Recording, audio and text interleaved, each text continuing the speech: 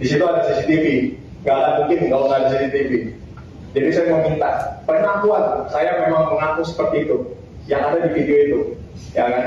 Tapi pertanyaannya, pengakuan saya itu berdasarkan dari tekanan yang dimana ya CCTV bisa membuktikan itu semua. Saya mau nanya agak eksplisit benar yang mulia, maksudnya agak sesuai yang dijelaskan sama saksi-saksi aja. ya. Pertanyaan yang fokus ke perkara ini gitu Ya. Belum Apakah saudara saksi tahu kalau dari tim Polsek Cempaka Putih Kanit